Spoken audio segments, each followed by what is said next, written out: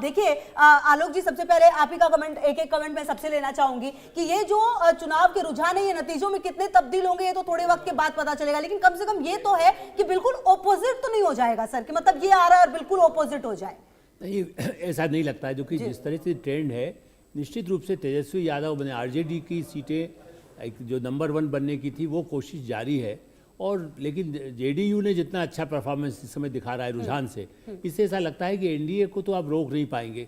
और ये गलतफहमी कांग्रेस की और आरजेडी की जो रही है कि नीतीश कुमार वापस पाला बदलेंगे, मेरा ऐसा मानना है कि कतई भी वो इस बार नहीं बदलेंगे। पहले भी कई और कारण रहे हैं, लेकिन इस बार नीतीश कुमार ने बार बार स्पष्ट किया था, और वो फिर से मुख्यमंत्री एनडीए आएगी, और चाहे सीटें कम भी हो जेडीयू की, तब भी मेरा ऐसा मानना है कि वही मुख्यमंत्री होंगे। इसी के बल पर महिलाओं ने बड़े पैमाने पर नीतीश के नाम पर वोट दिया है, और उसका लाभ जेडीयू को मिल रहा है, और बीजेपी को तो मोदी जी का नाम का वोट का फायदा मिल रहा है।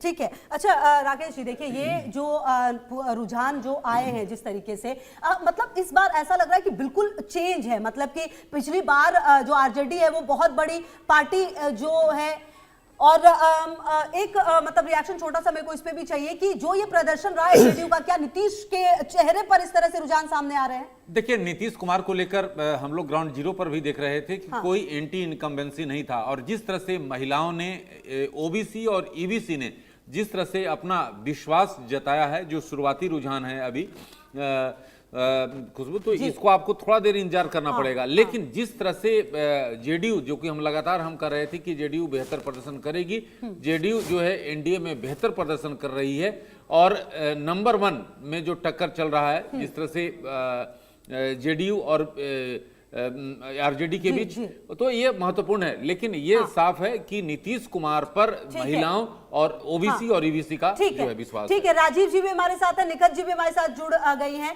राजीव जी, ये जो शुरुआती रुझान है, हालांकि थोड़ा वक्त जरूर लगेगा तस्वीर साफ होने में, लेकिन ये रुझान कहीं ना कहीं उत्साह पूर्वक है, जितना आप लोगों ने उम्मीद की थी कुछ वैसा ही है? देखिए, बिल्कुल सुशासन को के ऊपर जनता की मोहर है। बिहार के अंदर जो परिस्थितियां पहले पैदा होती थी, उसके बाद जो परिवर्तन आए नीतीश जी के साथ, देश के प्रधानमंत्री नरेंद्र मोदी जी के नेतृत्व के अंदर, उसको यहाँ के युवाओं ने महसूस किया। मैं बार बार एम्फेसाइज करूंगा इस बात पे, एक बात कोट की जा रही है, फिर भी कास्ट फैक्टर को कहीं ना कहीं आगे लेकर के आया जा रहा है। सब across the caste, across the religion, Bharatiya Janata party के यहाँ की जनता ने मैंडेट दिया है, बिहार की जनता ने मैंडेट दिया है। उन्हें एक बेहतर बिहार चाहिए, बेहतर भविष्य, बच्चों का भविष्य चाहिए।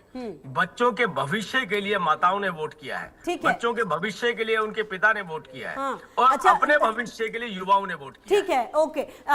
इसी बीच एक बड़ी खबर अपने दर्शकों को बता दें, और फिर निखत जी मैं आपके पास भी आती हूँ। झाझा सीट से जेडीयू के दामोदर रावत 4685 वोट से आगे चल रहे हैं। तो देखिए ये जो सिलसिला है, दरौली सीट से एलजेपी के विष्णुदेव 371 वोट से आगे हैं।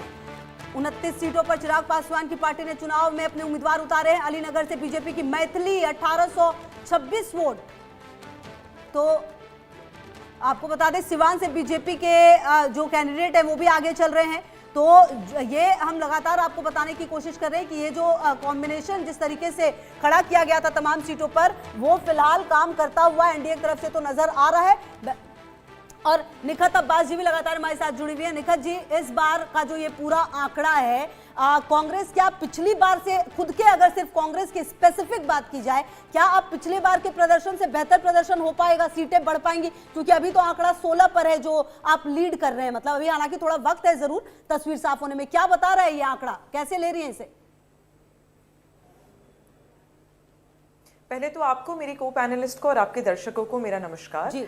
दूसरी बात यही आपने बिल्कुल सही कही कि अभी ये जो है ना शुरुआती रुझान है, इस पर कुछ भी बोल देना, जैसे बड़ी बड़ी कसीदे पढ़ देते हैं भारतीय जनता पार्टी के लोग अक्सर सुबह सुबह आकर कहते हैं। और इन्होंने कहा कि पिछले इतने वर्षों में जो विकास हुआ है, उसी विकास को देखते हुए जो है ना युवाओं ने, अपने नौकरी के लिए वोट दिया है, बच्चों ने अपनी भलाई के लिए दिया है, माताओं ने अपनी भलाई के लिए दिया। मैं पूछना चाहती हूँ, पिछले 11 वर्षों में तो इन्होंने कुछ करा नहीं, और अगर करा तो 11 वर्षों की जो इन्होंने काम थे वो गिनाने थे रैलियों में। काहे ध्रुवीकरण की रैली कर रहे थे, काहे ये लोग घुसपैठ की रैली कर रहे थे। तो ये तो सभी ने देखा है कि किस प्रकार इन्होंने कहीं से कहीं तक किसी भी रैली में ना ही देश के प्रधानमंत्री, ना ही गृह मंत्री, ना ही निखत जी जो आप कह रही है, कम से कम आंकड़े फिलहाल के तो ये नहीं बता रहे। ऐसा लग रहा है कि नीतीश कुमार पर भरोसा बहुत है। और देखिए ग्राउंड की अगर निखत जी बात की जाए, देखिए असल में क्या है ना, अभी 1 घंटे ठीक है निखत जी आती हूँ आपके पास में। इसी बीच एक बड़ी खबर अपने दर्शकों को बता दें, इलेक्शन कमीशन के रुझानों में एनडीए को भारी बहुमत, ये अहम जानकारी आ रही है सामने।